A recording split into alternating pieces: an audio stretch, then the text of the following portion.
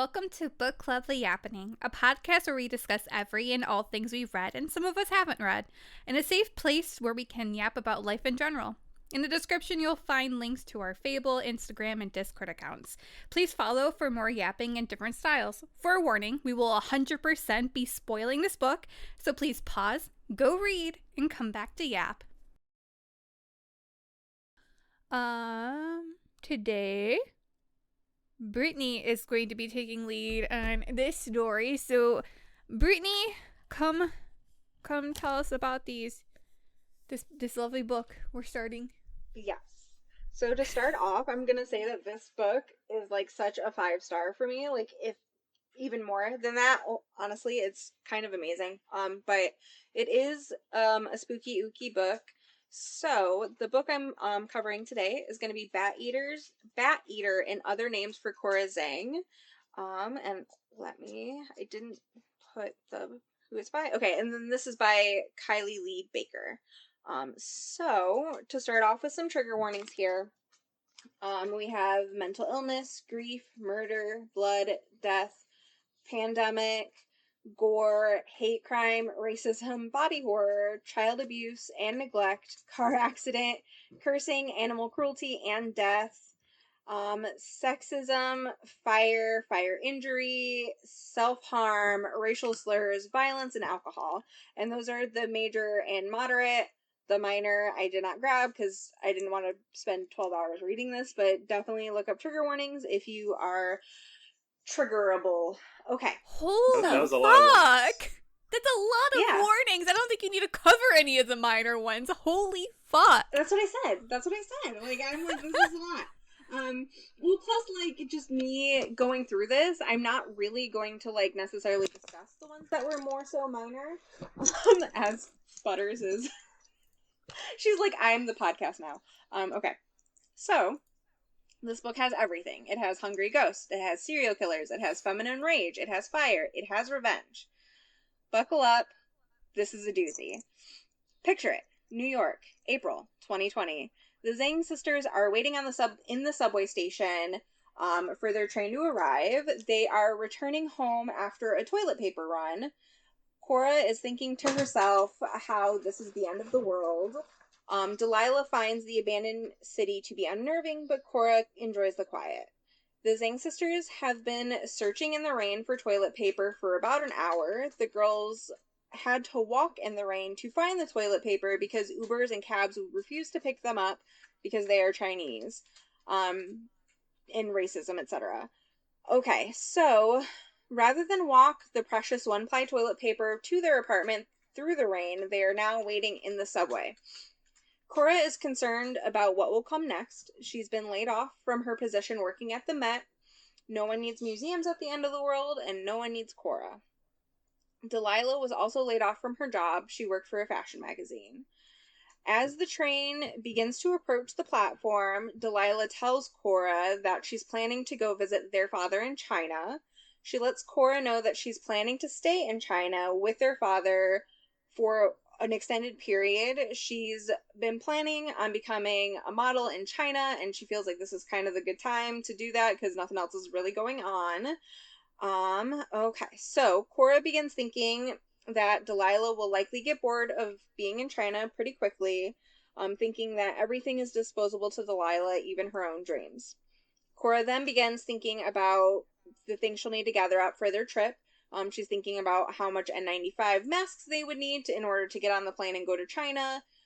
She basically is willing to drop everything and kind of follow Delilah so she can chase her dreams. Delilah then goes on to tell Cora that she'll still pay her portion of the rent even though she will be in China. That way Cora won't need to get a roommate. At this point, Cora understands that she is not being invited to go to China. Cora begins to spiral about this. Of course, she's not welcome to move to China. Delilah has a Chinese mother who raised her speaking Mandarin, but if Cora went, Delilah would be fully dependent on Delilah. She seems to understand Mandarin pretty well, but she can't really speak it very much.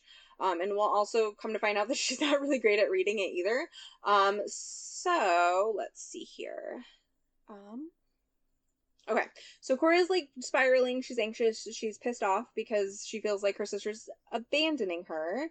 Delilah suggests that Cora could maybe move in with their aunt, and then neither of them would even need to worry about the rent, and Cora wouldn't be alone. Cora doesn't get along super great with her aunt. Her aunt is a rich white lady whose home smells like a magazine, whatever the fuck that means.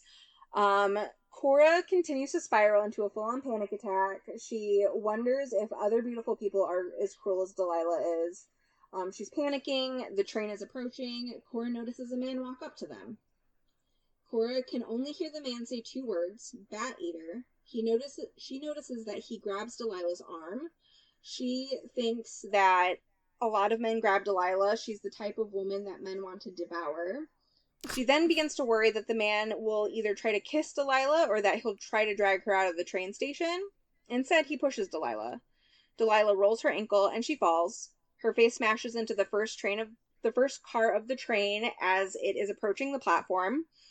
Cora then notices that her face has been scorched with a viscous liquid. She can't register what has happened. She's horrified and she begins to panic because she believes that the train has splashed sludge from the tracks up onto her face, and that is the worst thing that she could possibly imagine happening to her. Cora then drops the toilet paper in the puddle. She thinks to herself that now the whole entire trip had been a waste because they got the toilet paper and then she dropped it into a puddle. But then she notices that Delilah is still just laying on the platform. Her skirt is pulled up around her. She hasn't moved. Cora thinks to herself that Delilah needs to get up. The train station floor is a rainforest of bacteria, and the puddle that Delilah's laying in clearly isn't water. It's way too black, and it keeps spreading and getting bigger and bigger. It looks like a hole is opening up in the floor. Cora takes a step forward towards Delilah. It is then that she notices that Delilah is leaning over the side of the platform, and that Delilah ends just above her shoulders. There's just bone and flesh where her neck is. Her head has been entirely crushed and disintegrated by the train as it was approaching. Cora then begins to scream, a primal guttural scream. She thinks to herself this is the scream that women make at the end of their lives, but no one is there to hear her because the world has ended, and no one rides the subway at the end of the world, no one but Cora Zeng. And that is our first chapter of the book. Nick's so much for being a model. I know, right? Can't really model when your noggin's gone. I mean, they can use our hands. Hand models, they exist. I guess. That's true. Like models. That is true. Just the, disassociation happening on Nick's face as I, finish that. Well, I am trying to picture it, but how old are these characters? I pictured the fuck out of it. I don't necessarily know how old they are, but I would say probably somewhere in their 20s. Okay, between that and, I mean, Delilah's face hit the train car and all of a sudden she's decapitated? Because the train was coming up and the guy pushed her, and so she fell forward. Mm-hmm. And as the train came, and... Okay, the way you said it made it seem like she fell forward and hit the train car as it was passing.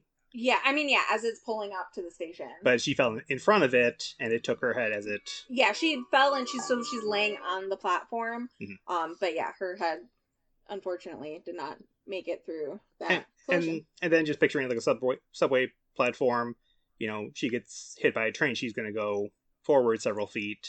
Instead, it seems like her body just kind of slumped. I'm probably thinking about this way too much. Yeah, you're thinking about it too much. You're using... the autism brain. Yeah, the neurodivergent brain.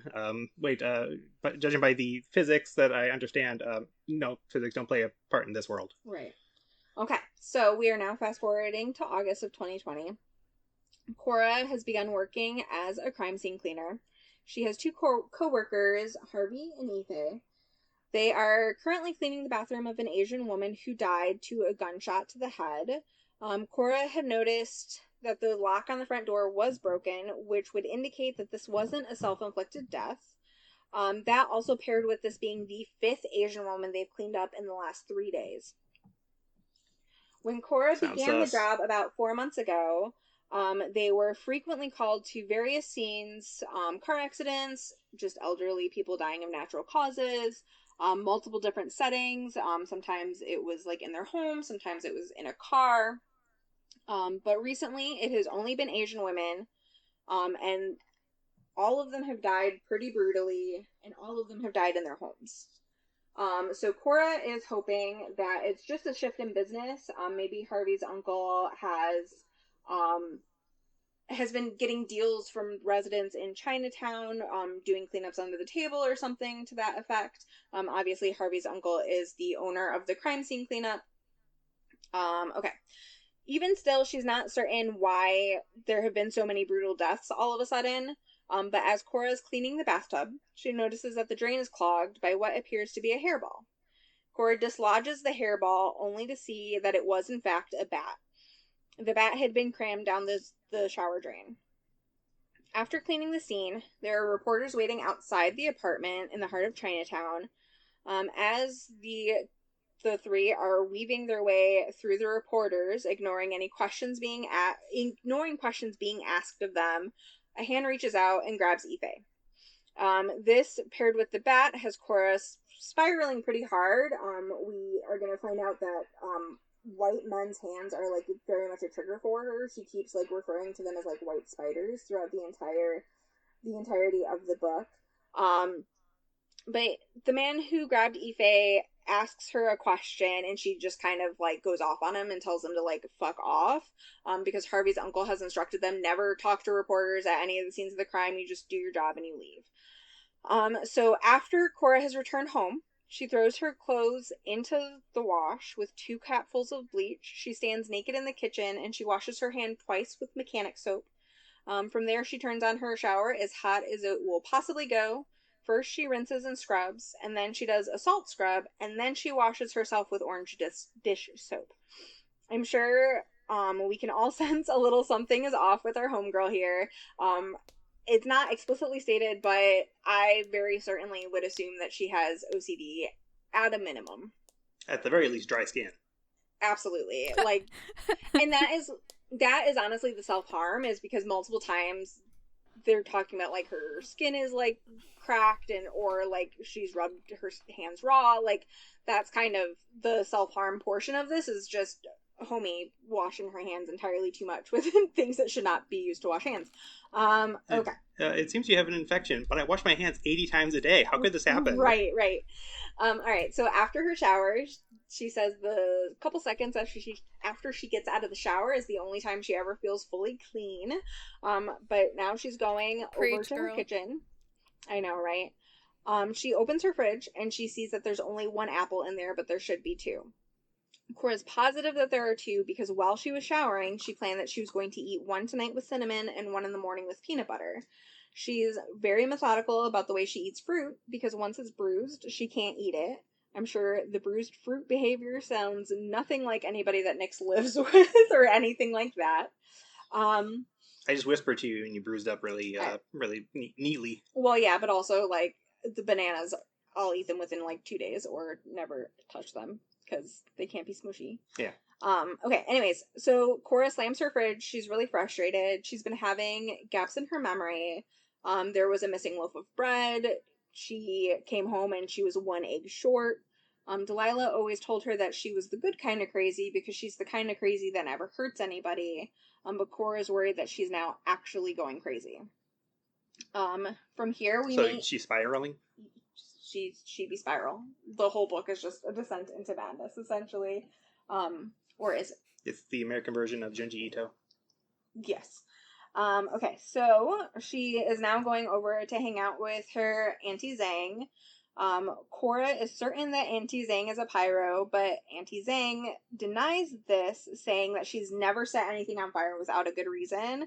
And honestly, go off queen, we stan Auntie Zeng in this house. So Auntie Zeng is her father's younger sister. She was widowed under mysterious circumstances in her 40s, and she's been living very comfortably off of her husband's pension ever since. And we love that for her. I mean, hey, set them on fire if they deserve it. Like, right. That is how you take care of people who are maybe not so nice. Anyways, so Cora's visiting Auntie Zeng. This is the first day of a holiday. I'm not going to attempt to pronounce the holiday, but it is known as the Hungry Ghost Festivals. Auntie Zeng says that this is when ghosts take a vacation for a month to just go visit loved ones. The loved ones leave them offerings. Offerings that Cora feels are completely useless to ghosts. What? What'd you say? So it sounds like Oban. Like how, like, I feel like Japanese people have, like, a very similar festival called Oban, where the spirits come back and you leave offerings for them. I know a lot of different cultures kind of have that type of moment. Mm-hmm. Okay, so Cora feels that offerings are useless for ghosts, because how could a ghost need anything? Cora is also visiting, as this is the third Friday of the month. Her father sends money for Cora to Auntie Zeng. And she essentially has to come visit her aunt so that A, she can get the money, but also B, her aunt can make sure that she's, like, okay. Like, just because, again, something's a little off with Cora. So it's good that she has someone else checking in on her. So her father wants her to move in with her aunt, but Cora wants to live alone. She visits Auntie, so she knows that Cora's okay and that she's able to live on her own, so her aunt can kind of vouch for her to her father. Annie brings Cora a purse and some different effigies made from joss paper. Auntie offers to pay for joss paper effigies for Cora so that she can burn offerings for Delilah, but Cora doesn't want to do that. They sit down to eat, along with a place setting that Auntie Zeng has set out for her dead brother. Cora mentions that Auntie hated her brother. Auntie says, yeah, that's why I'm feeding him, so he leaves me the fuck alone. Auntie Zeng is worried that Delilah will have an unsettled ghost because she had such a violent death. And Auntie has hounded the police in order to solve the murder, but essentially they did absolutely nothing, to no one's surprise, I'm sure. On Sunday, Cora goes to church with her other aunt. Sorry, hang on. I way skipped too many things. Cora eats. She doesn't like the way her aunt talks about Delilah. She just doesn't really like Delilah being brought up for the most part. And so when Cora comes home, she finds that there's a bunch of joss paper that's been stuffed into her bag by her aunt, along with, like, a guide to how to do Ghost Month, essentially. So the following Sunday, she goes to church with her white aunt, Auntie Lois. After confession, Auntie Lois writes a check for Cora's college loans. So Cora notices a shadow in the hall at the church. The shadow begins to shift and grow. Cora looks away, and then when she looks back, the shadow's gone. After service, Cora goes to confession. While kneeling in the confession box, Cora references the cheat sheet that Auntie Lois has made for her. Auntie Lois made an alphabetized list of all the sins she could possibly think of. And she's given Cora the list along with a pen, so Cora can just sort of circle which sins are applicable to her that given week. Let's see. Check all that apply. Last one. Do you like me? Yes, no. Literally. So this week, Cora has circled sacrilege, doubt of faith, and fearfulness. Fearfulness has been circled so many times that the paper has ripped. The priest asks Cora what she's come to confess, and so she rolls up the list and she slips it through the screen for him to look at. The priest becomes incredibly upset. He asks what she gave him and why she would give this to him. She looks down and she notices that the cheat sheet is still in her hand and she has no idea what she just slipped over to the priest. The priest exits the confession booth. He grabs Cora and drags her out of the confession booth, and he tells her aunt that she's not welcome back at the church until she's repented. He then throws the paper that Cora handed him on the ground. Staring up at her is the Asian woman that they just cleaned out of the bathroom. She's not sure why that photo was in her bag or how she even had it, but essentially it's a crime scene photo of, like, this woman that was shot in the head by, like, a machine gun. So Auntie Lois is furious. They leave the church. Cora is struggling to keep up with Lois because Lois is, like, full on hauling ass. Cora trips as she's trying to rush after her aunt. She falls to her hands and knees, and she quickly gets up, freaked out because her hands have just touched the New York street, essentially. As she's getting up, she bumps into a man. Yes. Proper reaction. He looks really mad at her for bumping into him. So she backs up. She's panicked, trying to get away from this white guy that's, like, pissed at her, and she bumps into a car. At this point, the man approaches her. He pulls both of her masks off her face, throws him to the ground, and then he spits in her face, telling her to go back to China. Cora collapses. She wishes that he had just ripped her face off because she'll never be able to feel clean again. And honestly, I feel this on such a deep, visceral level. Like, honestly, please just kill me rather than have a stranger spit in my fucking face, especially during a pandemic. So she grabs hand sanitizer. She begins to, like, aggressively rub it all over her face and her mouth, at which point her aunt comes up and restrains her. She grabs Cora's wrists and tells her that God wants her to forgive, but she's not sure who she's meant to be forgiving at this point in time. So back home, she scrubbed her mouth with a toothbrush and rubbing alcohol. She then has used a butter knife to completely scrape her tongue, but she can still feel him inside of her, which is upsetting, but, like, also, I fucking get it. I cringed. Fast forward. Ugh. I know, dude. Absolutely.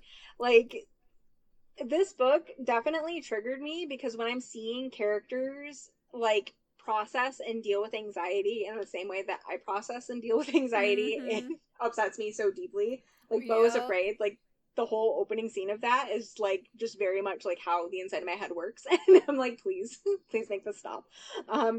Okay, so, fast forward, new crime scene, new day.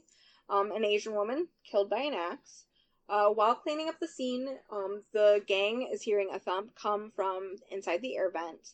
They open the air vent, and they're startled by a bat flying out of said air vent. Harvey panics and smashes it with a frying pan. Harvey says it's weird that there have just been so many bat infestations recently. Cora knows that this isn't an infestation because the wings of the bat that came out of the air vent were completely mutilated. The bat was not meant to fly again. That bat was meant to stay in the vent and die and be upsetting for the people living and dealing with said air vent. The crew, after they clean up, they go and they have a funeral for Zubat, which is the name that Harvey has given the bat. They sit on the train tracks. They are drinking Everclear and beer, so they are people after my own heart. Cora doesn't drink very often. It makes her body feel heavy and like she's in a dream. It's also the only time that she feels calm, which is why she doesn't drink very frequently. But given that she's sitting on train tracks, she kind of needs the Everclear to feel okay sitting on the train tracks. She essentially says that the idea of sitting on the tracks makes her want to peel her own skin off. Cora knows that she needs to have friends, otherwise she's going to die alone with no one to care that she's died. Going to the bat funeral is the first time Cora has ever agreed to do something that she didn't have to do, and she thinks she might become someone that people might want to hang out with. After the funeral, Harvey wraps his arms around Cora and Ife. He thanks them for coming. He then jokes about having two hot ladies on his arm. Ife essentially tells him off because she's like a little spitfire, and she's like, "You do not have me." Cora thinks that in another life she may have been attracted to Harvey. She thinks that his face is inoffensive, but she can't see him romantically after seeing him, and I quote, "finger paint with vowels." So... Context? Wait, what, finger paint with what? With bowels, because they're crime scene cleaners. Like, she's like seen him like fucking elbow deep and gross stuff, and she's like, I could maybe like Harvey. He's not unattractive, but I've seen him touch incredibly disgusting things, and I am not. That's fair. That's fair. I think I'm picturing like blood splatter on like a window. And he goes out to it and just draws a heart. I mean... And then yeah, that's what I'm imagining him with intestines just doing fucking art on the ground with it. Like, hey, look at this! Ha ha ha! Like, I mean, Harvey's a little goofball, so, like, I maybe wouldn't necessarily put that past him, but, you know. Yeah, just, that's, I don't know. Finger paint with bowels. Quite the image in your head. But that's why I use direct quote. Yeah, and that's fair. Yeah. Okay, so Harvey then goes on to ask how they even ended up here and what kind of fucked up job is this. He goes on to tell the girls that Gore doesn't really bother him. It's never bothered him, and that feels like a superpower for him. He said that even as a kid, anytime he saw anything gory, like roadkill or something, he just felt like that was just something that happens. Like, cleaning up death for him is something that's akin to like needing to mow the lawn. Like, life happens, death happens, someone needs to clean it up type of thing, and he's just not necessarily bothered by it. He then talks to them about when he was a kid, he had to stay in the basement, which was infested by silverfish. I'm assuming that is the, like, creepy crawly house caterpillars, but I'm not certain. I didn't want to Google because I don't necessarily want to look at bugs, but he had to stay in a basement infested by silverfish. I'm gonna look it up. He began playing video games. I know Nick also grabbed his phone. So he began playing video games when he was a kid, staying in the basement because he wanted to pretend that he wasn't in the basement. He feels like he's already losing the game of life and he's not sure how to stop it. Ife stops him and asks why he had to stay in the basement. He doesn't really answer. He just says that he hasn't lived with his dad since his uncle moved from Shanghai to the U.S. Cora notices dark spots at the edge of her vision. Whenever she's trying to get a better look at these dark spots, they kind of vanish. So naturally, our girl starts spiraling. She looks it up. It says she could be losing her vision. She goes to the optometrist, which is incredibly difficult for her because the optometrist is a white man putting his white man fingers near her face. So that was a very harrowing ordeal. He essentially tells her that there's nothing wrong with her eyes and that she should just go to the primary, but she's very much feeling like nobody wants to deal with Cora. Anytime she tries to seek help, people just push her onto someone else because they just don't even want to deal with her. But as she's walking home to the apartment, right? As she's walking home to the apartment, or from the appointment, she stops. She gets a ginger ale because she's feeling like super nauseous. Again, harrowing experience.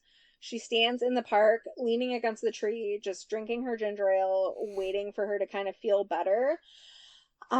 Slowly, though, after the appointment, while she's in the park, she sees the shadows are beginning to reemerge at the corners of her vision.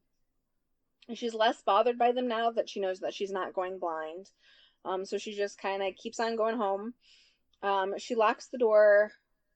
Oh, hang on, wait. No, okay. So she's seeing shadows. She's walking. She's seeing shadows. She gets home. She locks the door. She lays down on her couch, and she feels a loose thread under her hand. She lifts up what she thinks is a thread, and it's a handful of hair.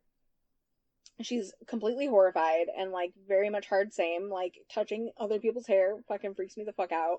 But also, like, why is there a clump of someone's hair on her couch? She then looks closer to see that it's not actually hair. It's stuffing from a hole in the arm of her couch. One she knows was not in there when she left the apartment this morning. She also notices that there's been a bite taken out of her coffee table. She sees a half-moon shape in the wood, clearly someone's gibbers. She calls Ife and is like, I need to get the fuck out of here. Like, can I come over? When she gets to Ife's home, Cora notices how normal Ife looks outside of the hazmat suit. Let's see. She very specifically says Ife looks normal in a way that Cora could never be. Ife pulls Cora into a hug. Cora is kind of freaked out by this, but then she notices that Ife smells super, super clean, and she's like, okay, she just showered. Also, I work with her, so if she's got COVID, she's going to give me COVID anyways. Like, maybe it's not an issue that she's hugging me. While Ife is hugging Cora, she whispers to Cora to essentially play along. Ife and Cora go inside. Essentially, Ife has told her roommate that she can't speak English. So Ife is a Chinese woman living with a white woman. So her roommate just thinks that she doesn't speak a lick of English. She comes in and she introduces Cora to her roommate. Cora notices she's speaking in incredibly broken English with, like, an accent that she doesn't normally speak with. Basically saying, like, this is my friend. Ife, in Mandarin, again, explains, like, I don't want to socialize with my roommate, so I just tell her I can't speak English. And then she leaves me alone for the most part. Ife gives Cora a White Claw, and then they go to her bedroom. She, like, cranks up Chinese opera so that her roommate can't hear them conversing in English while they're in there. But let's see. Ife essentially asks Cora, like, why did you call me to come over? Like, you're always welcome here. Like, don't feel like you can't, but you also never talk to me, so, like, what's up? What's going on? Cora then... Hang on. Cora isn't necessarily sure how to explain, but she blurts out asking Ife if Ife thinks that she's weird. Ife doesn't directly answer, but she says, well, we clean crime scenes. Like, obviously a normal person doesn't necessarily do that. Cora then notices that Ife has joss paper on her nightstand. Cora asks Ife if she believes in that stuff. She then goes on to ask what ghosts could possibly be hungry for. Ife tells her it's not hunger, but punishment for their families neglecting them in the afterlife. Cora asks Ife if she's ever seen one before, and Ife lifts up her shirt, and she has 2 scars on her ribs that are shaped like bite marks. Ife says that she didn't used to believe in them, but that ghosts don't care if you believe in them or not. Cora wonders if she believes Ife. She thinks that Delilah's gone. She's so gone that the paramedics wouldn't even help her in the train station. Someone so irreverent? Oh my god. Someone so completely gone it cannot come back, essentially. Okay. Now with that head. Right. Fast forward, Cora's on her way home after getting dinner with the crime scene gang. Cora feels a very cold breeze, which she notes as being strange because it's the middle of August. She then hears whispering. As Cora picks up the pace, she feels someone's following her. She then hears a familiar voice whisper to her. Her name is whispered again and again, so Cora finally stops and says, "Okay, I'm listening." The voice tells her not to turn around. Cora turns around and no one's there. She then rushes home because she's very spooked out. She locks the door, but then she sees a thin woman standing in her apartment. The woman is sinking her teeth again into the coffee table. The woman has no eyes, but Cora knows that the woman can see her. A train light passes by the window and the woman vanishes. Cora walks over to the coffee table. She confirms that indeed another bite has been taken out because clearly she has a very delectable coffee table. She turns the lights on and finds that the woman is standing at the other end of her hall. Cora runs over into her kitchen, super freaked out. She essentially positions herself so that she can't see the woman because, like, if I can't see you, you're not real, right? The shadow then creeps towards the kitchen. Cora notes that she smells of earth and decay. She's worried that the creature's going to kill her, but the woman doesn't actually approach Cora. She just kind of stands in the doorway to the kitchen, staring at her. Cora then notices that the ghost is wearing a jade bracelet. Auntie Zeng had given both her and Delilah jade bracelets.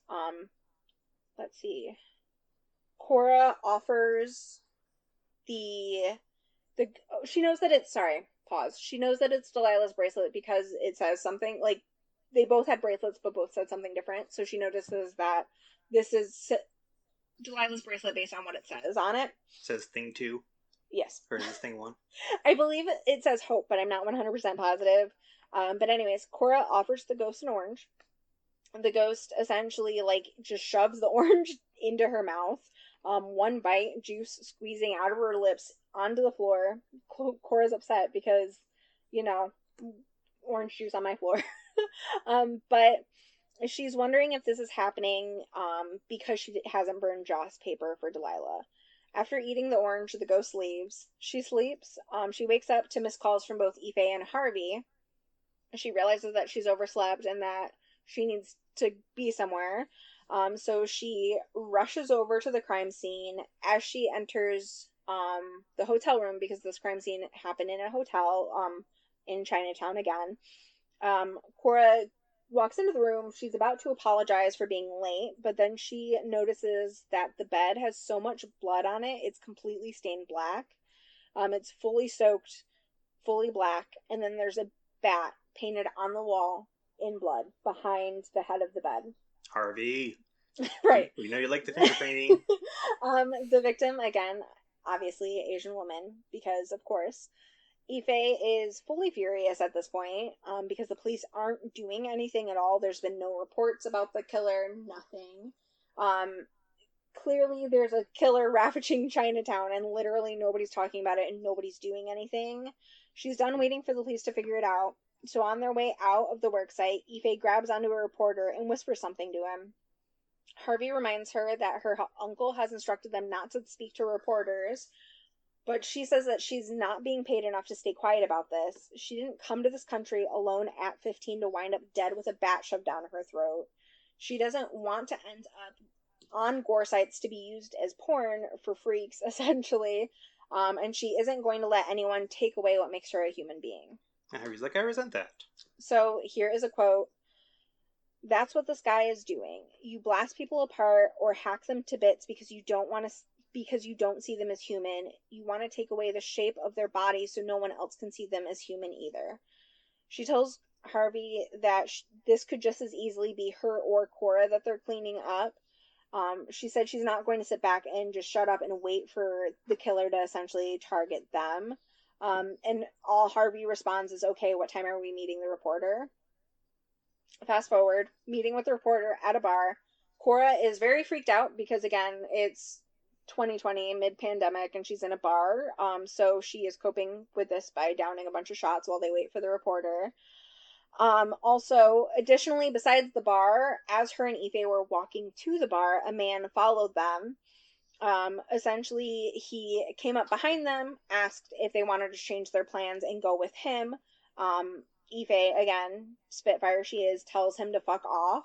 He then begins following them and yelling slurs at them because that's how men handle rejection. He didn't stop following them or harassing them until Harvey sees them and very loudly says, "Hey, who's your friend?" And then the guy stops and he leaves. Cora doing her shots. A reporter shows up, orders them all a round of drinks.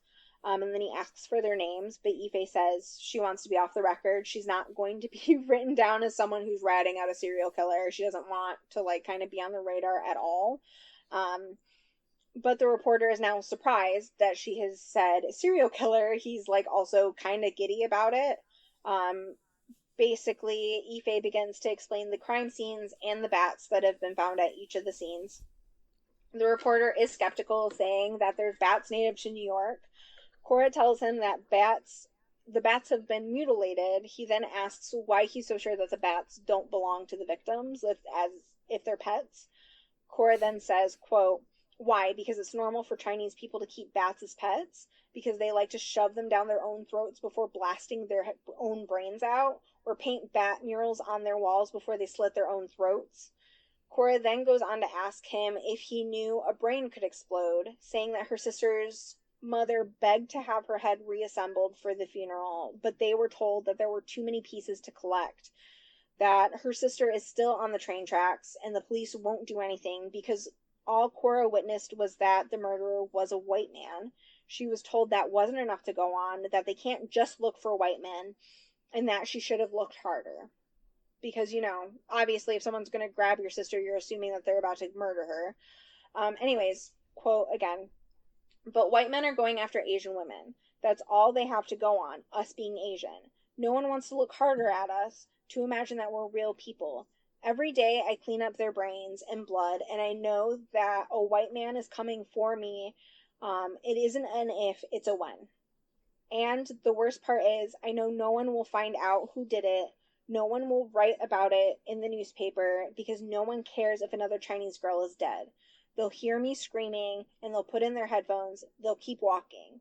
Even now, you want to walk away from us because it's gross, because blood and guts make you uncomfortable. We don't get to look away. We're dying, and no one can hear us." So Ife then stands up and says, "We're leaving." Cora, incredibly drunk, Ife is like, "Let's get her home." So her and Harvey help Cora over to Ife's apartment. Once they're at Ife's apartment, Cora essentially unloads on everything that's been going on, telling them about the shadows, about the, ghost chewing on her coffee table, everything that happened with her sister. Let's see. They essentially just immediately believe her. They don't make her feel crazy. They don't act like they don't believe her. They're just fully, ready to help her, essentially. Ife gets up, she pours a shot, and she says, "I told you should have burned the fucking Joss paper." Ife then asks Cora if everything that she said to the reporter is true regarding her sister. Ife then states that beheading was the worst type of execution in ancient China because it's bad for the spirit to not leave the body intact. Ife suggests they go to the subway and find the rest of her sister. Cora agrees that, hey, it's better than doing nothing, right? So when Cora gets home, after sobering up, she sees a bunch of caution tape and a gaggle of police officers at the entrance of her apartment building. They ask her what floor she's on, and they confirm that she's not on that floor. An officer then escorts her upstairs. She asks what happened, but they won't tell her, obviously. As they're passing by the third floor, Cora notes that she can smell blood. It must be a lot of blood if she can literally smell it through a closed door. She then goes on to attempt to gaslight herself that it wasn't actually murder, but, like, obviously, it most certainly was. But she's basically like, people get hurt without needing to be murdered, so, like, this could just be blood that isn't related to a murder. So she gets up to her apartment. She notices that her doormat is a little off-center, which, obviously, Queen Cora would never. She then goes to unlock the door, and she notices a footprint on her door. Someone tried to kick in her door last night. Luckily, they weren't able to get in. Cora has a very reinforced door with a bunch of locks. She essentially wanted to feel safe in her own home, so she has made her home impenetrable. Either way, she's scared. Even if the man couldn't break into her apartment, he still tried, and had she been there, she would have been there alone. Okay, what happened to the cops? They just escort her upstairs, and then that's it. You said they were at her door. No, they were at the door to the entrance of the apartment building. Got it. Apologies. Okay. Yeah, so essentially they've secured off the entire building, but okay. they let her... I thought they were at her apartment door, told her she was on the wrong floor, and then took her elsewhere. No, she basically says, I live here. They said, what floor are you on? And then the cops say, okay, she's not on that floor. Take her upstairs. So, like, that floor. Not on that floor. Yeah, correct. Okay.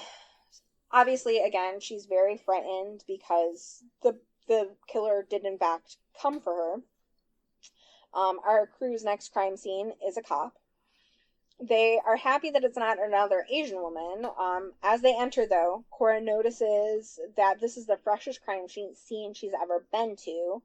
Normally, when they arrive at a crime scene, the coroner and police have already been through it, so the blood is fully dried.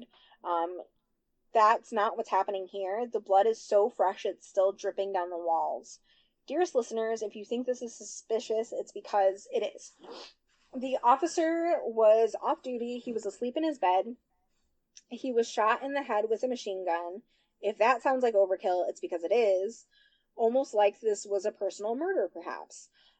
As Cora gets to work, she feels a hand grab her leg from beneath the bed. She notices a jade bracelet, so she ducks down, looks under the bed, and she finds a thumb drive. If that sounds important, it's because it is. The gang then notices a newspaper at the scene of the crime. The newspaper is reporting that the mayor has declared that crime is down in Chinatown. I guess all the gory crime scenes are fake news, because a politician would obviously never lie. Ife mentions going to see the reporter again to chew him out, because he not only did he not report on it, but there's like shit showing up in the paper actively discounting what's going on. Like, instead of just being silent, they're like going the other way with it. And then it is kind of brought up a lot that, like, this is an election year, so very much theorize that the mayor just doesn't want it in the papers, because who would re-elect a mayor that's letting a serial killer run loose in the city, right? Yeah. So let's see. Okay. Oh, sorry. Ife mentions that she had gone to see the reporter to chew him out, because she was, again, pissed. He tells her that he isn't allowed to run the story or he would be arrested. Arrested, not fired. They hear someone from behind them go, "What the fuck are you doing?" They turn around, and a man with a camera standing in the doorway. He's a crime scene photographer. He's livid. He tells them that they are tampering with the crime scene. Ife says, "Well, we were paid to be here. We were told to come at this time." The man then asks where the body is. The body's not there anymore. The photographer tries to detain them for tampering with the crime scene. He grabs Cora's arm, but Harvey to the rescue. He walks up, he grabs the man, and sternly says, "We're leaving," before yanking his hand off of Cora. Later, the crew have ventured down into the subway. Cora is having a whole lot of triggered moments, essentially. Obviously, you know, she's at the scene of the crime. Spiral. Cora finds a small skull fragment while they're, like, down on the tracks. Harvey breaks out a UV light, and he notices that there are a lot of blood stains, like, in the tunnel on the tracks. There are a lot of really tiny fragments, but there's no way to kind of know if any of them are even Delilah, because, you know, animals die down there, things like that. Ife wraps her arm around Cora, and they start to head back, basically, like, comforting her, like, I'm sorry that this was a bust, everything. But as they're walking down the tracks to leave, they hear footsteps in the gravel behind them. All of them hear it. Ife suggests that perhaps it's an unhoused person. Harvey yells to the footsteps, saying, like, hey, what do you want? The footsteps begin to run towards them. The crew says, fuck this, and takes off. Cora is thinking to herself that this is clearly not her sister's ghost, because why would her sister be chasing her? She then thinks that maybe her sister isn't even an angry ghost at all, but then why are hungry ghosts following her specifically? As Cora approaches the platform, a hand grabs her shirt and yanks on her. Cora is determined not to die. She very much is like, I'm not going to die here. Essentially, she's, Spiral Queen. She fights her way out of the grasp. Harvey grabs her and yanks her up onto the platform. They turn around and shine their lights down, and nobody's down there. Ife says that on the 15th day of Ghost Month, it's traditional to hold a big feast for the ghosts. She's hopeful that this will appease Cora's sister, since they weren't able to try to find the rest of her body. Ife offers to cook the entire meal and host at her apartment. Cora returns home. She checks the flash drive on her computer. The only file on the flash drive is labeled backup, but when she tries to open it, it's password protected. So she's obviously not going to be looking at this tonight, but she knows deep in her soul that this is obviously something incredibly important, but whatever's on here is going to be awful. More spooky ookies occur. Cora leaves to go to the store. Ghost things, etc. happen. Just like a lot of just general horror movie vibes. But as she's out and about, who she thinks is her sister leads her to the police station. So essentially like a ghost being spooky, and then the ghost is standing in front of the police station, and Cora's like, oh, I wonder if the officer we just cleaned up worked here. Maybe this is important. So she goes in. She tells the secretary that she's Mrs. Wong, the wife of the deceased officer, because obviously he was an Asian officer that was murdered. She says that she's there to clean out his office, but the secretary tells her that the office has already been cleaned. See, I didn't know that the officer was Asian. You said it was like just different, so I assumed because it wasn't a woman. Yeah, I assumed that was just, they were like, well, hey, at least it's not another chick. But yes, he was in fact Asian. So let's see. Okay, the secretary basically says that there were sensitive documents in his office. We couldn't just leave him sitting around, so we've already cleaned it out.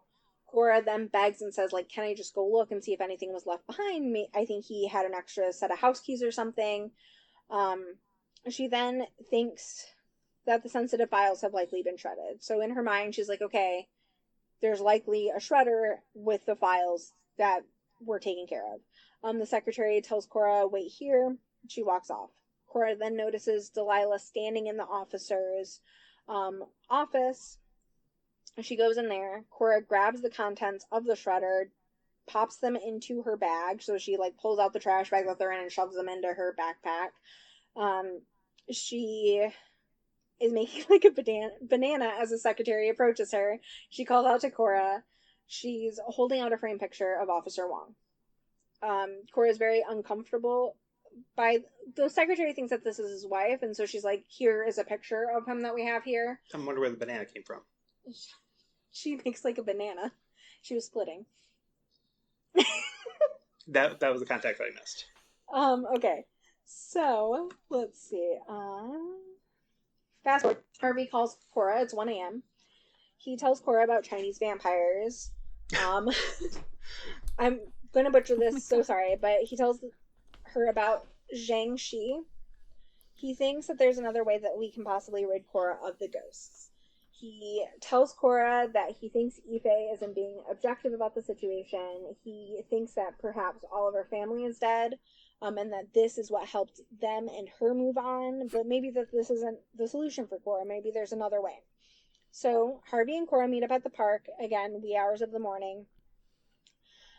Cora feels like she's being watched at the park, and then Harvey comes running up to her. He has 2 backpacks on, and a broom, and a tote bag. He tells Cora that the broom is made of peach wood, which will help because Zhang Shi hate peaches. Inside Harvey's bag, Gets him hopping mad. Right. Inside Harvey's bag, he has a mirror, he has coins, and he has rice. And 2 steamed buns. So Zhang Shi, in true vampire fashion, they have beef with mirrors. They also are apparently fake creatures, and they can't pass up a fun counting activity. So that's what the coins and the rice are for. The buns, just for a little snacky. They rip open the bag of rice, they spill it all over the ground, and then they sit down and they have their nom-noms. After their snack, Harvey then throws the coins around. She tells Cora to hold up the mirror. He then asks Cora to practice using the broomstick on him as a defense tool. She starts swinging it around and knocks Harvey backwards. He hits something, and it's her sister. Delilah then sticks out her tongue and begins licking the rice up off of the ground. Harvey and Cora look around, and they notice that there is a literal fucking horde of ghosts coming at them right now. They're all over the place. As they approach, they get down on the ground and they start eating the rice off the ground. Harvey and Cora are like, what the actual fuck? Like, why are there so many ghosts? And they take off. Cora realizes, as they get to Cora's apartment, she realizes that this is the first time anyone has been inside of her home. Harvey tells her that he's fine sleeping on the floor, but that he isn't going to be sleeping in the living room. He would like to sleep in her bedroom on the floor. He's just really freaked out. Harvey says that he used to like to count things to help him sleep. He's basically like, I'm really wired, I probably won't sleep, but I promise I'll be quiet. Just like, let me at least be near you so I can feel comforted by that. That'll gain Faye or ADHD. Right, exactly. Let's see. So Harvey, I used to like to count things in my sleep. She tells him that if he sees any bugs while he's over, that he should kill them. He essentially says that bugs have rights too, and she says, not in my house. And then he was like, oh, are bugs one of your things? And she's like really taken aback. She's never had anyone directly ask her about like herself and her things, essentially. Like, she knows that she's obviously not really good at hiding. She knows that nobody thinks that she's normal, but she's never had someone directly call her out before. Neither Harvey nor Ife ever have brought attention to anything. But she tells them that she's only afraid of white spiders. So bugs aren't a thing for her necessarily. She just doesn't like them, like an average amount. But so that she doesn't like white spiders. Let's see. Okay. So Cora asks Harvey about the ghost he had seen when he was a kid. Back during the Bat funeral, he had also mentioned that he had seen a ghost previously while he was in the basement. So she asks who the ghost was. He then says that it was a woman and that she would just sort of stand there wheezing at him. He says that her breathing was all wrong. It was like wet and garbled, like she was trying to breathe through a straw. Cora says, well, maybe someone died in the basement. And Harvey just says, yeah, someone did. And then he rolls over and says goodnight. Like, clearly, this was a touchy subject. It is heavily implied that it was his mother and that likely his father murdered his mom and then kept him trapped in the basement. And I was thinking it was Harvey that died. He's a ghost now. He likes to count, so he's a vampire. Absolutely. Yes. He's his ghost form is a woman with a straw neck. Anyway, so oh my god. Cora goes to sleep. She then wakes up to someone grabbing her leg. She assumes it's Harvey, so she kind of like tries to kick him off and is like, Harvey, what the fuck? But then she notices that Harvey is breathing fast asleep across the room from her. She then looks and sees that her entire room is full of ghosts. The ghosts basically ate up all the rice and then they came to her home. They wanted to thank her. Literally. So they're like grabbing at her and trying to bite her. So she's freaking the fuck out. She finally manages to like fling herself out of bed and turn on the lights. Harvey wakes up and is like, what the fuck? And then she points and like all Harvey can see is like fingers retreating into the wall. So they agree that they need to bring Ife into this because clearly she knows She knows more about it than they do. But it's 4 a.m. They're not going to call her at 4 a.m. So they essentially just stay up all night chugging coffee, waiting for Ife to wake up at an appropriate time. They call her at 8 a.m. She's not happy. 8 a.m. was not an appropriate time for her. But they basically tell her what happened. And Ife says that they're going to take care of this today with an actual meal and not whatever disrespectful shit they did last night. Like, direct quote, disrespectful shit you pulled. We wanted ribs. Right. Later, they're at Ife's. While Ife's fixing up the meal, Harvey and Cora are piecing together the pieces of the shredder. So the little pieces of paper, they're sitting there taping them together. Another neurodivergent thing to do. Literally. And they assemble a mugshot. In the margins, Officer Wong has written connection to case 15, ? Cora keeps assembling the shreds. They're able to assemble 10 full mugshots, most of whom are connected to white supremacy groups. If you are assuming that these are white men, you are fully correct. Obviously, just white people being awful. All walk like a Nazi and right, like a Nazi. Absolutely. So all of the photos have notes written in the margins asking if they were connected to crime X, crime Y. Harvey is surprised at how many cases Wong was looking into. Cora notices on one of the mugshots a note states that he was the neighbor to the woman who had a bat in her bed. So one of the mugshots is someone who lived in her apartment building. Harvey says that he thinks that Officer Wong was likely getting really close to figuring out what was going on and who the serial killer was, and that likely this is why Officer Wong was murdered.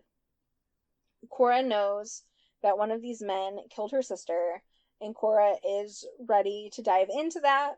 She wants to pick up on the investigation where he left off. And obviously this is like a really big thing that's happening because not only was Officer Wong killed, but someone had them remove the body and the crime scene cleaners come in and clean up before any photos were even taken of it, right? So like this is like what the fuck is going on. Cora is worried about feeding Delilah. And she's worried that Delilah won't be able to keep helping her find the murderer if she's fed. So basically she's like, I want to pick up this investigation and I'm worried that if I feed my sister that she's going to quit like leaving little Easter eggs for me to hunt. Ife tells her that Delilah's obviously suffering though and that this is what they need to do. They set the table. Cora puts up a photo of Delilah at one of the play settings. They light candles, turn off the lights, very romantic. They are waiting for Delilah. Then the front door slams open. It's Ife's roommate and the roommate's boyfriend. They turn on the lights and say, "Why are you eating in the dark?" The boyfriend basically goes on to say maybe it's a Chinese thing. Like just eating, Chinese people just eat in the dark, I guess. They see the table full of food and they were like, "What are you doing?" Ife simply replies, "Chinese dinner." Again, very broken English. The roommate says like, "Hey, you have a lot of food there. Can we sit down and join ya?" Ife very frantically saying no repeatedly, but white people and their audacity, they pull up chairs, they grab plates, they start loading up, and then the lights go out. A shadow slowly creeps its way around the room before it becomes Delilah, standing, very skinny, long neck, very spooky. She's standing right behind the boyfriend. She opens her mouth and she bites his head off. Physically eats the man's head. The roommate is like... Mantis style. Right. The roommate is like, what the actual fuck? And like, takes off, but Delilah chases her across the room. The image is very like Ring-esque type of moment of like creepy crawly ghosty goo. Ghost eats the whole roommate in one nibble. And then chill as can be, she comes and she sits down. She picks up the table and dumps all of the food into her mouth like she's a Looney Tunes character. The lights then come back on and they realize that the room is fully covered in blood. There are shadows on the wall, but they are now starting to feel a lot softer. And Delilah is gone. Harvey says, well, that's one problem solved. Like, okay, cool, we fed Delilah, but like... Fed the ghost, now we got a half body and a missing body. Right. And lots of blood. Well, Delilah also finished the boyfriend as well. Like, she just bit his head off first round, but he was, in fact, consumed, along with all of Ife's dishes. Alright, body's gone. Now 2 missing bodies and still blood. Right. So, Ife asks Harvey... At least the ghost isn't hungry anymore. Right. No hungry, all fed. Ife asks Harvey if he has the keys to his uncle's store because she wants them to clean the apartment, and Harvey's like, we can't do that, and she's like, well, there's no bodies. If we clean the apartment, no one's gonna know that they're dead. So who's to even say that they're dead, right? Like, let's just clean up, it'll be fine, just ignore it. So Cora and Co, they clean the apartment. Fast forward, they've all come down with COVID, basically from the feast, so it's likely that the roommate and the boyfriend had COVID and gave it to them. Harvey texts Cora and says that he took a look at the mugshots and the evidence. Oh no, I'm sorry. He took the mugshots and the evidence home with him from Ife's because he wanted to keep looking into it. And then they all got really sick. Basically, the 2 girls are like debilitated from having COVID, and Harvey's just kind of like fine. He's chilling like it's a normal cold. So he's able to keep looking into this. But both of the girls are pretty much bedbound for the entirety of the 5 days or so. Cora's down for about 5 days, and then she's feeling better and is able to at least exist. Ife, just super fucking sick, laid out. As Cora's having COVID and not feeling well, she keeps hearing knocking on her front door, but it's like very rhythmic. Like, it's clearly a very specific pattern that she just keeps repeatedly hearing. So when it's day 10 now of quarantine. She's out and about in her apartment and she hears knocking again. Cora looks through the door. No one is standing outside, to no one's shock, I'm sure. Harvey texts and asks her to come over. He says that he knows who the killer is. He's already called Ife. He then tells them, come over, text me when you're there. I'll come down and unlock the door. Cora isn't sure if she's allowed to go outside because it's day 10, and like at what point does the quarantine end on day 10? Like, she has like that whole very taking this literal type of moment. But obviously she's only going to go see Harvey and Ife, so she's not really worried about leaving her apartment during the quarantine period because she's only going to be coming into contact with other people with COVID. Let's see. Okay. She's kind of also a little bit nervous about going over and hearing what Harvey has to say, because she's like, even if we know who the murderer is, like, what do we do with that, right? Because they have essentially stolen the mugshots from a police officer, and obviously whoever is doing this caught Wong and wasn't happy about it. So, like, how are they even meant to present this to the police who want to pretend like there's not even a serial killer, right? So, like, what does figuring out who the killer actually do for them is essentially Cora's process. It depends on the local dumpster diving laws, because same stuff could be gotten out of it was taken out of the trash. Right. So, important side note, this isn't going to make sense if you don't know that Harvey lives in an apartment above his uncle's dry cleaner. So his uncle owns a dry cleaner and does crime scene cleanups. Harvey lives above the dry cleaning shop. Cora arrives. Ife's there waiting outside. She looks like death. Like, she's clearly still not well. Like, 10 days after having COVID, she's still not doing super great. But she's there. She's up. She's ready. She's standing outside, and she's pissed because Harvey hasn't let her in yet. She said she's texted him and called him multiple times, and he has not responded at all. So Cora gets a little bit of a bad feeling, and she scrolled all the way down. So sorry. Yes. Pause for questions, comments, and concerns. Go on. Jessy still with us? I'm here. Okay. All right. It's been quiet. I want to make sure that we are still connected.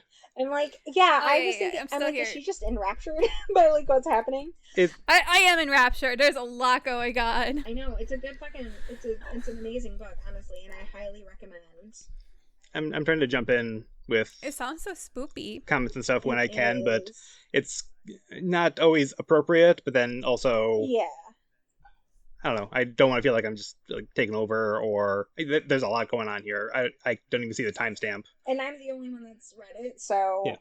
I get it. There's no one hopping in for backup or anything like that. Okay. We have found it. So Ife's pissed. They're waiting outside. Harvey hasn't come. Cora just walks up to the side door. She has a really bad gut feeling, and she tries the doorknob. It's not even locked. They enter the building, and something slams into Cora's face and scratches her. And if you think that something is a bat, you're unfortunately correct. They hear the Not washer. What I would have thought. Huh? Not what I would have thought. They hear the washer going. It's making a super loud thumping sound. They call Harvey again. Is that a bat too? Yes. No. Worse. They call Harvey again. They notice that they can hear his phone ringing, but that it doesn't sound right. Like it's not. It's clearly broken. Like the phone is not correct. But then Cora notes that the dry cleaner is closed. The doors are locked. The lights are off. Why is the washer running at all? So Cora says this to Ife. Ife then hauls ass to find the washer that's running. In the small window of the washer, they can see that the water inside is incredibly red. Cora thinks that laundry shouldn't be making that much noise, at which point the water sloshes around and Harvey's face slams into the window inside the washer. What are you doing in there? Ife freaks the fuck out and she's trying to pry the washer open, but Cora restrains her. She says that the washer is filled with very aggressive cleaner that can melt your skin off. So I don't know. I don't know how dry cleaning works. I'm not important enough to have clothes that need to be dry cleaned. But apparently there's a caustic chemical involved in that process, I guess. But Cora did a lot of research on this because she was applying to work at the dry cleaner, so she was very much like looking into like the different cleaning agents and everything. She's wondering how caustic they are because if she can scrub her skin more effectively. Right, literally. So she basically tells Ife, like, we can't open the washer. It's not even going to open with fluid inside of it because it's very caustic. And also Harvey's clearly dead, you know, like there's no point in us opening the washer, but also we wouldn't be able to. Ife on the floor fully sobbing. Cora gets a really sick feeling because, you know, they need to go because whoever killed him did it because he was digging into the case, and whoever killed him texted them to come over. So let's see. Ife tells Cora that they can't just leave him there for his uncle to find in the morning. So Cora then, quick thinking, goes over and turns on the fire alarm, because if the fire alarm is going off for an extended period of time, someone is obviously going to call somebody, so at least it's not Harvey's uncle finding him. Yeah. Let's see. Okay, so then they go over to Ife's apartment. So the plan is that they're going to go to Auntie Lois's house, because white people know how to handle police. Ife wants to go to her apartment. She has access to her roommate's car, and obviously the roommate doesn't need it. And they can grab knives and stuff to take with them so that they are a little bit protected.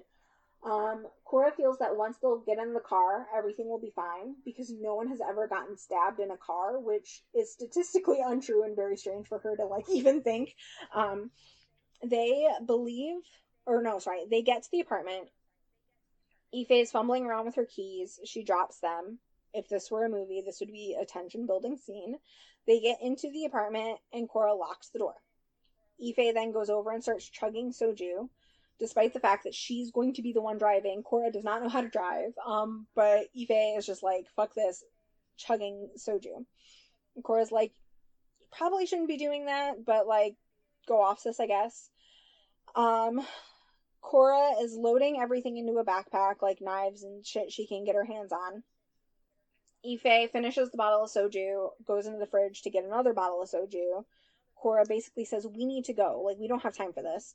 Ife is rifling through the fridge, and she's like, I'm sure that there's another bottle in here. Cora is begging her to leave. She goes over to the bowl of keys. Car keys, not there. Cora then notices dirty footprints on the floor. Floor that the apartment had been cleaned just 10 days ago, in which Ife has not been moving around because she's too sick. The footprint is much larger than Cora's. Cora's feet are much larger than Ife's. Cora then hears a thump from inside of the coat closet. Cora thinks that surely if the killer knew where Harvey was, they would know where Ife was. Cora then says Ife's name in very broken Mandarin before asking her to be quiet. Again, very broken Mandarin. And because Cora can't speak Mandarin, Ife knows like something is not well. You know, something bad is happening if she's attempting to speak Mandarin to her. Ife then checks for the car keys in another spot that car keys could be. They aren't there. Ife essentially suggests that they make a run for it. Again, all of this is happening in like not English. But then the closet door opens and a bat flies out before crashing into the window. The closet, thankfully, is empty beyond the bat. The car keys are in a coat pocket, so they grab it, they get the fuck out of there. They're going over to Long Island. As they're crossing the bridge, Ife tells Cora that someone is following them. Ife slows down. Someone swerves to pass Ife, and Ife is like shaken. Like, so Ife is super fucking freaked out. She's also drunk. So this is not going well. So Cora asks her to pull over.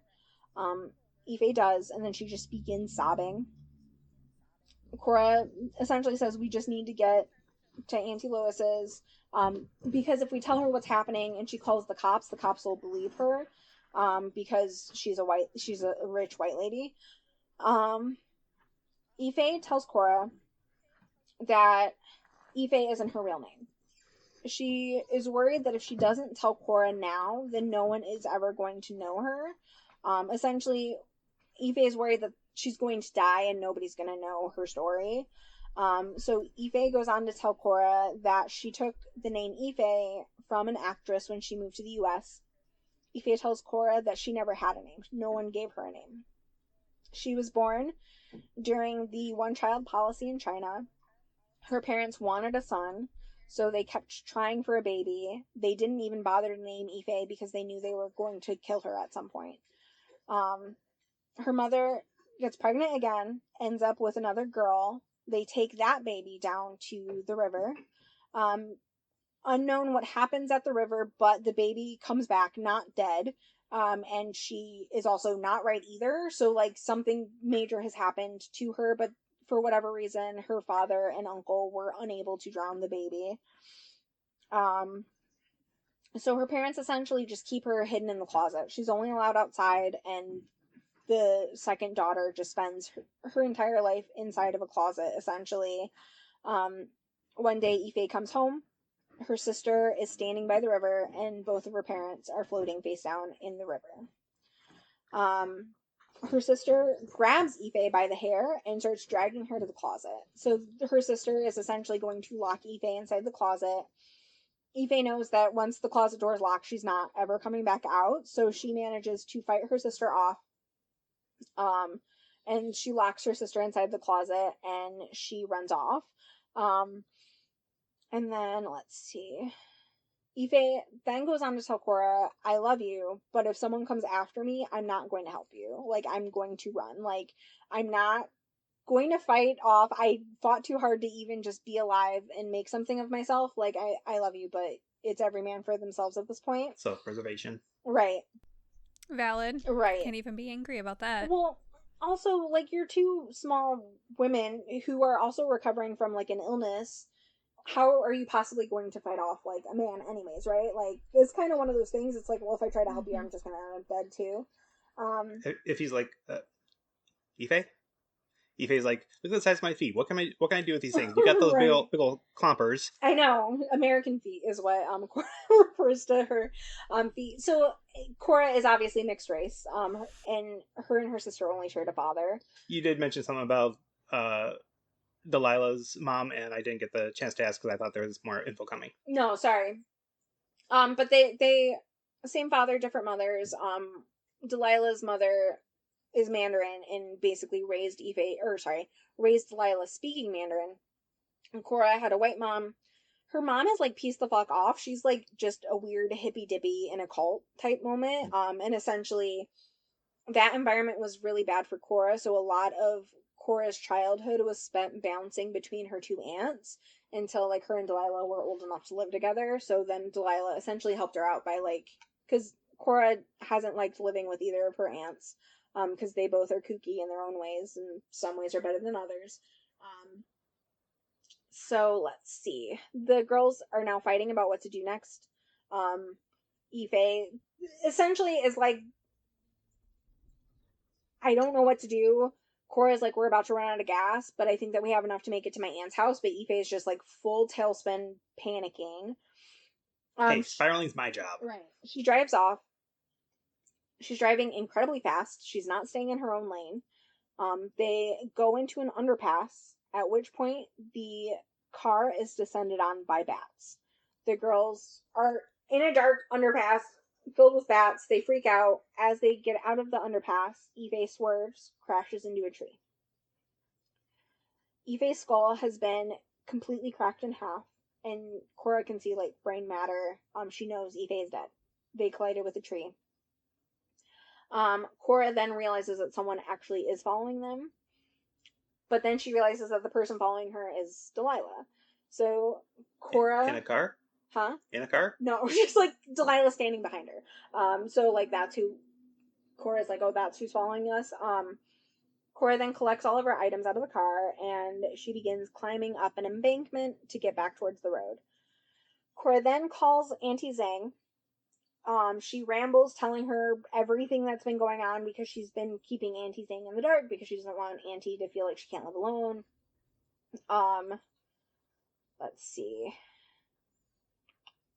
Yep, so she tells serial killer the feast with Delilah eating, Ife's roommate, Ife and Harvey dying. Auntie tells Cora to come over, but then she goes on to say that eating people doesn't sound like Delilah. And Cora's like, well, she's dead, so, like, people change, right? Oh my god. Right. And then Auntie was like, well, how do you know that this is Delilah? Like, what is making you even think that this is Delilah? Cora then says, because of the jade bracelets you gave us. Hers says Hope. Auntie says, is Delilah with you right now? Cora says, yeah. Auntie says, you need to run because that is not what Delilah's bracelet said. I got those things at a Dollar Tree, man. No, but I just, like, the bracelets were for protection, but Delilah's did not say Hope, and the ghost does, in fact, say Hope. Earlier, I was going to make a joke about, I think I made the joke, like, thing 1 and thing 2, but I was thinking, like, mass-produced jewelry, like, yeah. And Jade Bracelet is also a great stripper name. It sure is. You were so right on that. Oh my god. So, if not Delilah, then who, right? The ghost grabs Cora. Cora falls. The ghost then eats Cora's shoe, because the ghost is, like, pissed, right? The ghost clearly wants Cora to be doing very specific things, and Cora is not doing these very specific things, so she's like, what the fuck, bitch? Another thought I just had was the way we picture ghosts as, like, they're keeping their humanly form, even if, you know, half their body is ethereal, kind of disappearing into a wisp or something. Obviously, this is more the type of... It's like Grudge type of moment. The Grudge, even the Doctor Who episode with, like, the other dimension, where it's kind of like humanoid people, but they're very blank. You don't see any identifying features. Yes. Yeah, also kind of like the Watchers, like, they're longer and leaner. Type of thing. So just very elongated woman. Yeah, but... I guess I rightfully, judging by this, how it was just explained, assumed that she knew it was Delilah because it looked like Delilah, and then you realize, oh, it doesn't look like her, it doesn't look like anyone. She's just assuming. It's just a woman with no eyes, essentially, that hungers for a coffee table. I was like, if it was Delilah, would the ghost be headless? If the spirits are known to be intact, like, that's, like, important. That is so fair. That is such a fair point. Also, throughout the book, Cora just has a lot of, like, thoughts regarding Delilah. Like, Delilah didn't necessarily eat a ton, so, like, why is she in here rifling through my, like, cupboards? Like, she didn't even eat when she was alive. And then... That was her... Sorry, go on. No, that was her, you know, reason for not being able to pass on. She had never tried shawarma. For real. Shawarma's so good. Yeah. Don't make me want shawarma. Anyways, and then she also keeps thinking how selfish Delilah is, and so she's like, why is she even like doing all of this? Because Delilah wouldn't necessarily care about catching a serial killer. Like, Delilah would more so be pissed that she's dead in the first place. So she's very like self-centered, but this ghost is very clearly trying to help her solve a serial killer case, and she just feels like Delilah probably wouldn't even bother with that unless it was the same person that had killed her, and like somehow it attached itself to him. Right. Okay, so if not Delilah, then who? Ghost eats her shoe. She jumps left up. or right? I don't know. It doesn't say. I'm sorry. The ghost doesn't care. Cora jumps up. She goes into a building nearby. The building is, in fact, a Taco Bell. But then Auntie Zeng comes. She never had Taco Bell either. Right, I know. Auntie Zeng comes to get Cora. Auntie tells Cora they only need to worry about this until the end of the month. And next year, they're going to be burning a lot of fucking Joss paper. They get back to Auntie Zeng's house. Cora takes a bath. While she's in the bath, she hears the pattern knocking again. It's 3 knocks, 2 knocks, then 5 knocks. She wonders if this tapping is meant to be some sort of clue, right? Because it was like haunting her when she was at home, and now it's haunting her here. She realizes she has the USB with her. She asks her aunt to borrow the computer, plugs it in, password 325, files open. Alright. Grand finale, guys. On the file, there are crime scene photos. Asian women, all of them killed in horrific ways. Bats at all the scenes. Most of the cleanups Cora was a part of were very specifically Chinese women, but based on the names, there has been Koreans, Japanese, Vietnamese. Any from that basically just area. any Asian women. Yeah, just about every single Asian culture is covered. Like, specifically just looking at the victims' names. Cora then goes on to check the correspondences file. Officer Wong had been begging for more officers to get on this case. He also sent out a lot of emails requesting to hand off other cases that he was assigned to other officers. So he basically wanted his full undivided attention on this case, and he wanted help. Like, he was very specifically trying to figure this out. Because, you know, you can't just let people fucking murder women. Like, that's fucked up. Yeah. Okay, so she then finds 2 MP4 files. The first is a recording of Officer Wong having a conversation with someone. Whoever this person is, tells Wong to stop sending so many damn emails and stop CCing the entire department on them. Wong basically says, like, this guy is killing multiple women per week. Whoever he's speaking to is clearly the lead on the murder investigation, and he just wants Wong to fucking stop it. The next recording is someone telling Wong that he needs to put in his final report on this case and that he needs to not touch it again. The case is being deprioritized. Wong asks, how can a serial killer case possibly be deprioritized? Quote, people die every day. The world keeps turning. COVID is killing more people than this guy ever could. He wants us to drop it. He wants us out of the papers. Brittney just made finger quotes when she said he, just for context. Right. So Cora's unsure of who this he is. She begins going through the rest of the files. Absolute certainty that she will know who killed her sister by the end of this. One file is a message to the precinct captain. Wong is asking him to keep their last conversation quiet. She finds a picture of a letter from the mayor's office. She thinks to herself that with this being an election year, it would make sense if the he is the mayor. The he wants it out of the papers. He wants this to be kept quiet. One file is filled with 10 mugshots, the same 10 that she found from the shredder. Each mugshot is labeled copy 1, copy 2, so on and so forth until copy 10. Why am I telling you this? It is relevant. Last file, screenshots. So many screenshots. The first one is some sort of chat forum with a very outdated web design. The posts all begin in April. In the header for the forum is American Dreamers, which obviously we know is most likely code for the worst type of fucking people in this goddamn country, just to be blunt about it. Message 1, I don't have a problem with Chinese people being here. I just think that they should show remorse. Work harder to show remorse. Remorse for what? All of the people dying from COVID, obviously, because that's every single Chinese person's fault. Duh.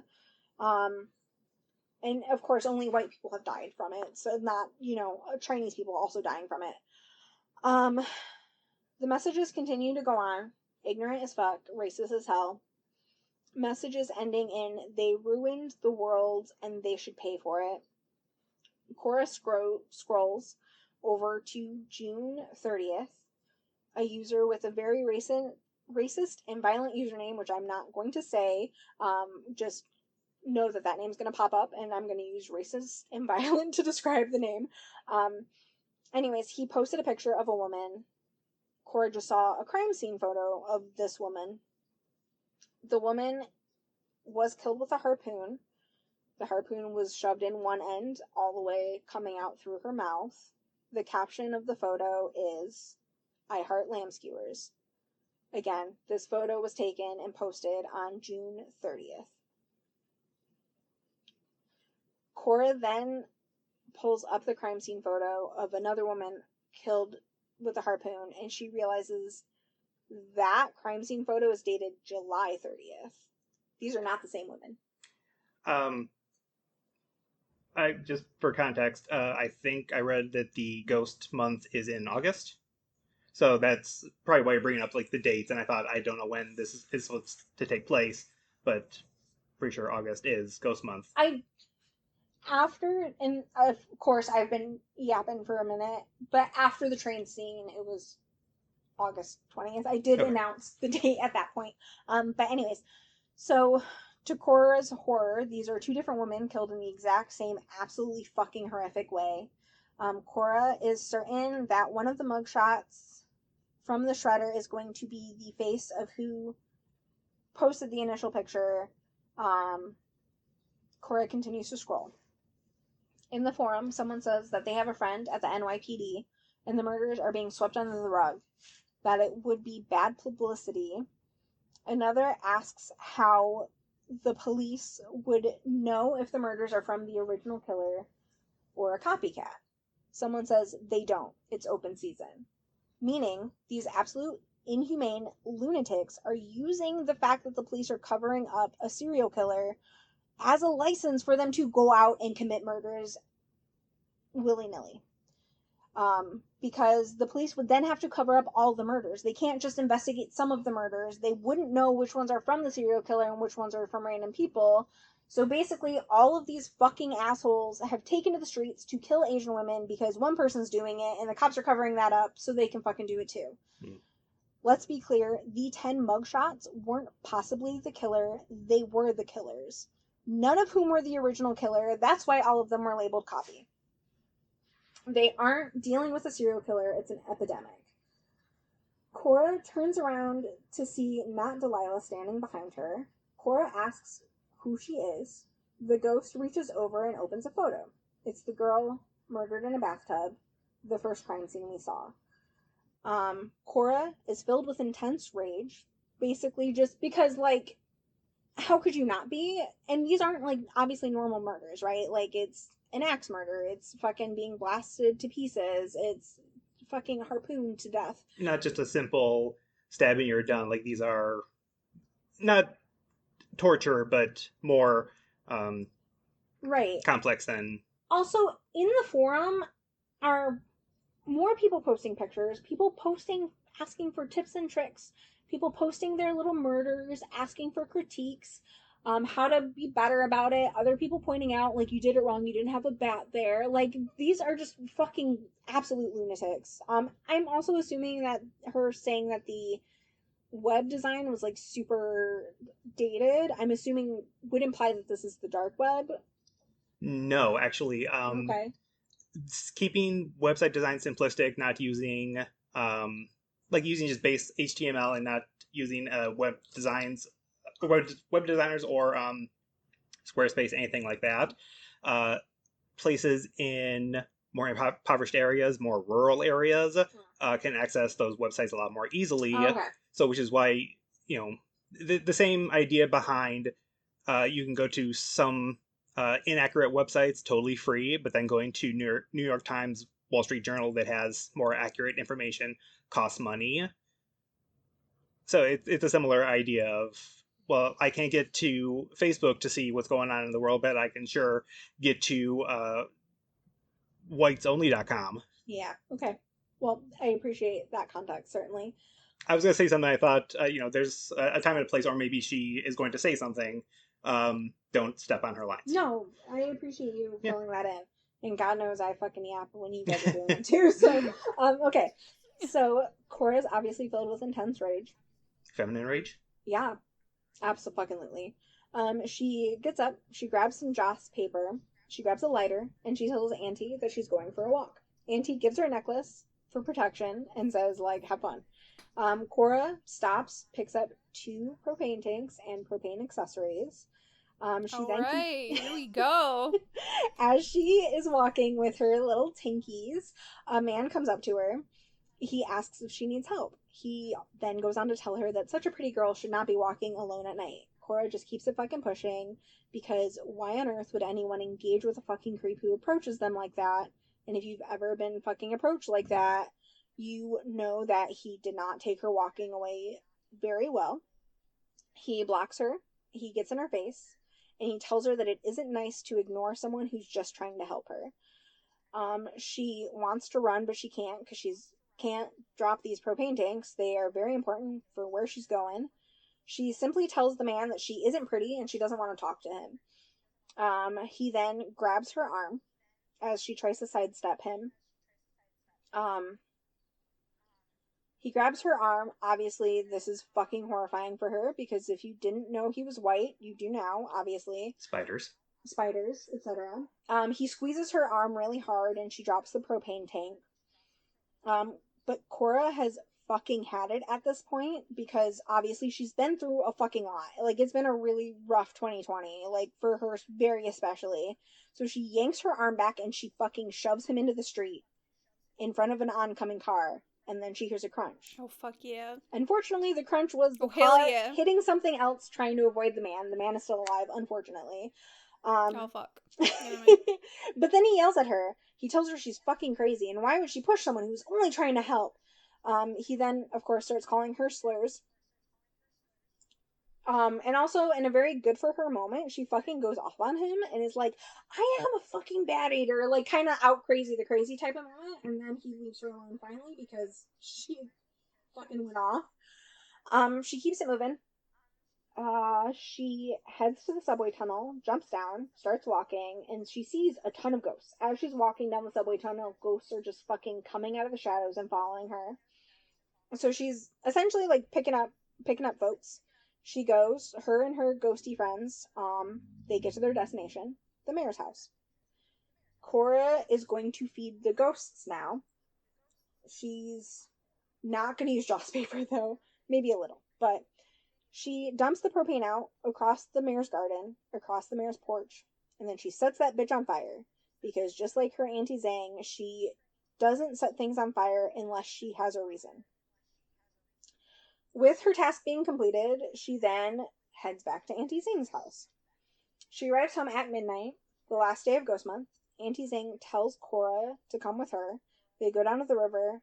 Auntie tells Cora that they have to light lanterns so that the ghosts can find their way home. Shortly thereafter, Ghost Month, the mayor has died in a mysterious house fire. It's all across the newspaper. A flash drive Go Queen. labeled backup has made its way to a New York Times reporter, the very same one who couldn't report the story. He's now able to publish said story, and he publishes a 10-page spread not only covering the murders but also discussing the police cover-up. New mayor comes in. He basically is like, I'm gonna make this right, essentially. Cora doubts it, but it is what it is. And that is the end. It is what it is. Yeah. Dude, It's that's so much to unpack, though, but, like, so fucking real at the same time, aside from the ghosts. I know. Yeah. Dude. But 2020 was a fucking rough year for the Asian community. I know. And it also was mentioned that China was like the epicenter for the virus, but New York was the epicenter for violence, essentially. Because just in real life, like, that was happening left and right. And, like, absolutely. But also, can I just say how absolutely fucking moronic? Like, I know, obviously, I'm not the type of person who would harass people anyways, but, like, I don't understand. Like, it doesn't make sense. Like, this thing came from that country, and that means that I should attack all of the Asian people I see. Just like in fucking World War II, when they rounded up all the Japanese Americans and fucking sent them off to fucking literal concentration camps. Like, for what reason? Like, it makes no sense to target an entire group of people. It makes no fucking sense. It doesn't. Not to give the... And, like, half the people getting sick and spreading the bullshit are the people who didn't even want to comply with the rules that were put into place to protect other people. Fucking thank you. And that's where a lot of the issues come from. Not to give the white supremacists any ground whatsoever, but at least they believe the virus was real. Yeah. Sure. I mean, okay, some of them did. I'm sure the other ones were like, well, this doesn't exist, but I'm gonna make any excuse to... Right. But also just the cognitive dissonance between, like, the Asian people are lambs and they're sheep for wearing masks, but they should also have remorse for killing people by spreading the virus. So it's like, are they sheep for wearing masks, or is the fucking virus killing people? Like, pick a fucking lane. Like, also, just fucking die. Don't pick a lane. Just fucking die yourself. But, like, it's just so moronic. And we're also going after Koreans and Japanese and Vietnamese. We are clearly the superior race. We know the differences between, obviously, Asian communities. But yeah, so this book filled me with rage. I believe it. But also absolutely amazing and very beautifully written. The audiobook is fucking outstanding. Highly, highly recommend. This is definitely going to make, like, my top 10, if not my top 5 this year. Nice. Yeah. So that's that on that. So what happens? Does the ghost move on after? Yeah. Essentially, her lighting the mayor's mansion on fire was kind of like burning a very large amount of joss paper. The ghosts that have been following her are all of the victims. So I just realized she's going to be leaving food out on Ghost Month now. Right, literally. But so her burning essentially the mayor's mansion becomes this gigantic effigy, and because the mayor is dead, the cases can now actually start to be looked into. So that was kind of what she was doing to, like, get revenge for the ghosts, is, like, taking down the person that acted like their lives were not important and allowing an investigation to actually happen. Which is so dumb, because you think if a mayor was currently there and you had all this information and you've uncovered an entire mass group of racist fucking men who are killing a bunch of people and arresting them all, you think that would give you praise within a city. Literally. But, like, also... But no, it's that I'm gonna hide it all because, it's already bad enough. And the rate of the killing is, like, insane. Like, 5 in 3 days over 300 is insane. Yeah. And, like, that's alarming. Like, obviously serial killers are fucking awful across the board, but most serial killers don't kill at that rate, Like, that's, like, especially heinous and especially alarming to just be swept under the rug. It's fucking crazy. Well, there was the Grim Sleeper, which I'm not going to claim to be an expert on, but he was a serial killer in some of the more impoverished areas of Los Angeles, or maybe, surrounding communities, Compton, Inglewood, that kind of thing. He went not talked about, not even looked into for years, because he focused on teenage black girls and sex workers and that kind of thing. So when it was, like, finally found out, it's like, sorry, your case is, like, this started how long ago? You've done this for how long? And it was just never talked about because it was never looked into because Black community. Same with the documentary I just watched. And like Long Island serial killer? Yeah, it's called Gone Girls. It's on Netflix. Very good. Highly recommend. But the same thing.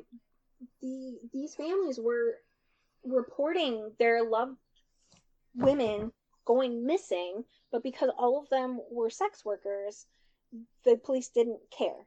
And then they started finding them along a very specific stretch of beach. And, like, mind you, this all kicked off because one missing woman's mother would not let it go. And that is the only reason this fucking kicked off. So they kept looking in the stretch of beach, and they kept finding bodies. They found, like, 10 plus bodies without even finding the girl they were looking for. And then when they did find her, the police said that she was not connected to the case, even though she was in the fucking same area. He also said she may have died from natural causes. She probably went to the beach, got naked, and took off running and then fell, and then something happened and she died. That was literally what he fucking released to the press. Because he didn't want to fucking... He didn't take it seriously. He didn't want people knowing, like... That whole thing pissed me off too. But I just keep watching documentaries that make me absolutely enraged. It's like they don't even think about, what if they make a documentary about this 20 years later? I'm going to look bad in it. Right. Well, but that was also, like, the attorney general and, like, the police captain or the mayor or something. They had beef. So, like, anything that the one wanted to do, the other would very much, like, dig his heels in and, like, go the opposite way. So, yeah. But yeah. And that's saying nothing about indigenous communities, which... Obviously. Yeah. Yeah. This world sucks. Hey. Yeah, it's a really fucked up place, and here we are, living in it. I know. Paying to live in it. Whatever. This world sucks, and so we deal with it by reading about terrible things and sexy things. Mm-hmm. Yeah, that's why books are great. It's a form of escapism in the best way. And I think that's usually why I'm not going to read Bad Eater. I'm glad I heard about it, but that's not something I want to escape into. Yeah. Oh, I think it would destroy me if I read it. Like, if I physically sat there and read it, like, that would be such a trigger for me, because, you know, me and how much I stand women. Right. And don't worry, guys. Every fucking goddamn thing you've read this year has been dark-sided in some form or fashion.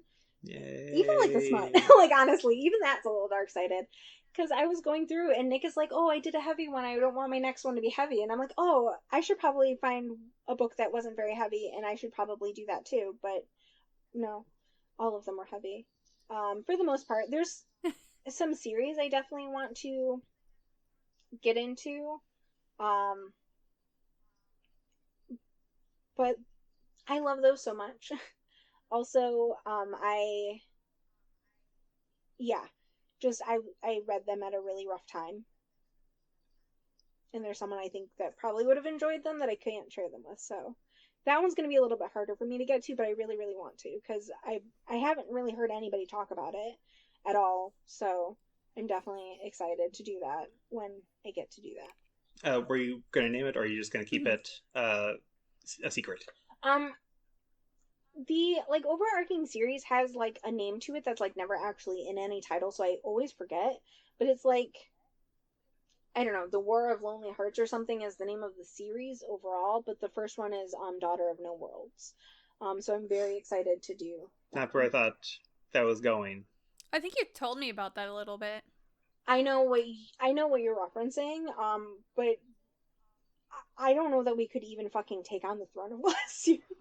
Like, that would be just the amount of work that would go into, you know. And plus, that's something that all three of us have read or are currently reading. I would love to do a special edition, and just really unpack Throne of Glass. I think that would be fun, but that would also require me to finish reading the series, which we're currently on a hiatus. Well, you know, I'm writing my own stuff. But since, so I gotta finish writing my stuff so I can join the journey again. Since all three of us have read it, like, who's gonna take point? I think that would have to be a planned discussion. Yeah. About Brittney just volunteer.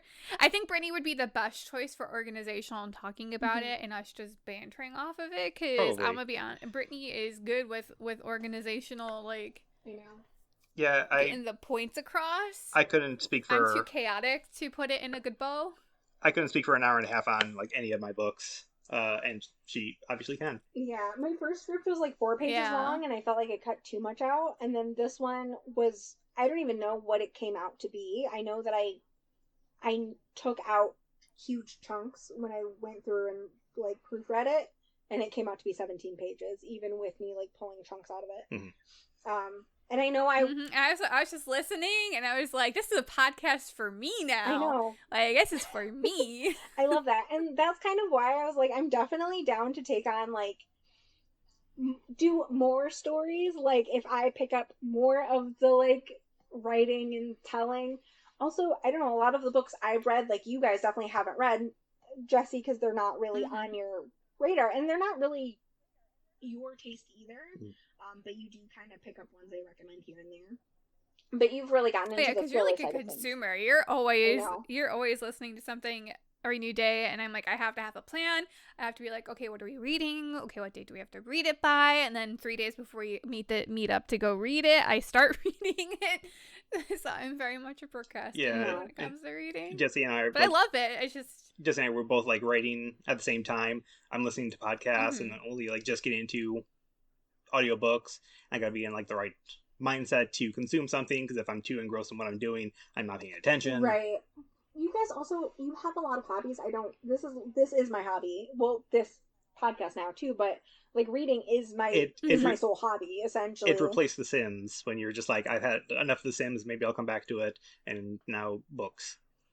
Well, but also part of it is I haven't read since legitimately like high school, college.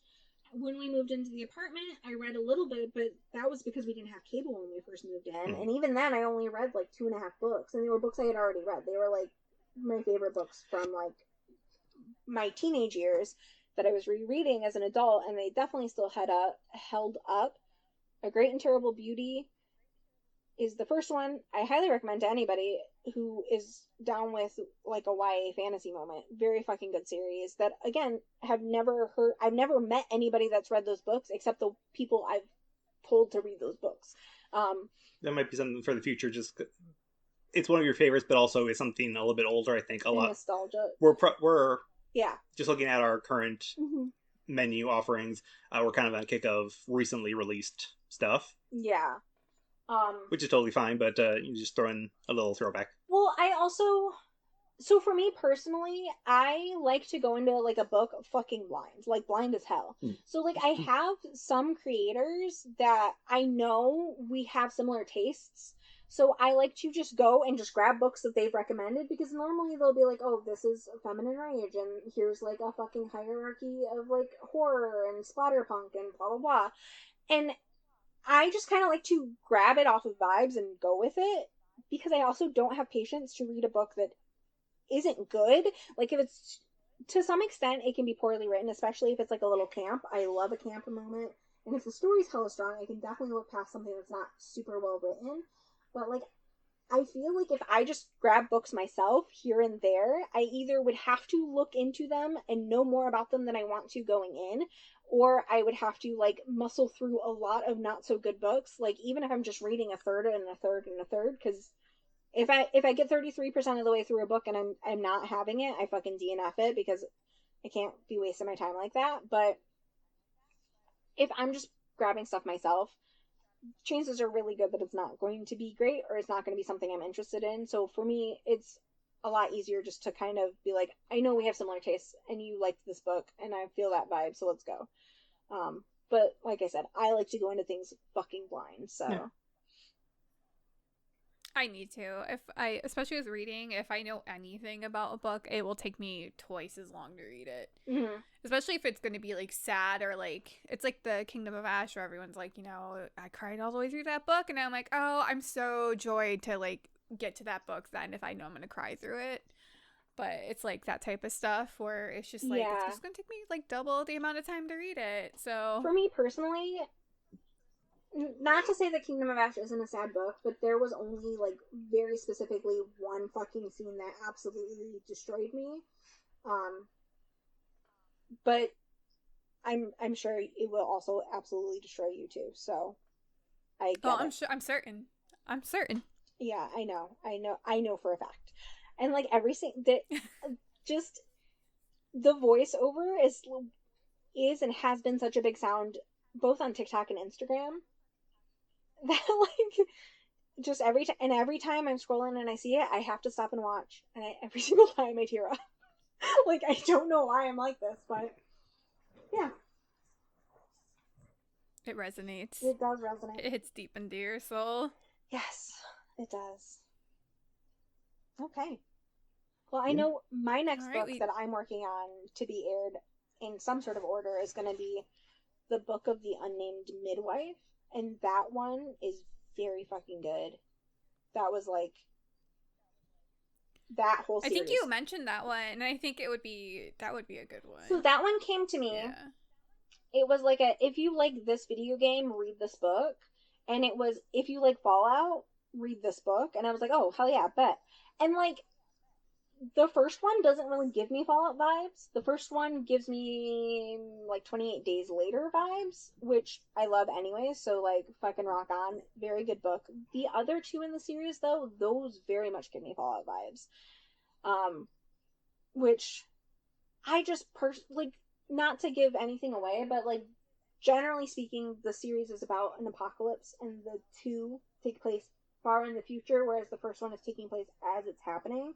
And I find it so fascinating, and I know obviously we could never see this in practice in real life, but how civilizations reemerge from like nothingness, and like in Fallout, you know, like, the societies that come about, like, it seems really wild that there are people that base themselves around Caesar or Elvis or the worship an atomic bomb. So, and one thing I really loved about those books, especially like further down, they would settle in cities, and they would name the cities, but the names that they were giving the cities are based off of really faded signs.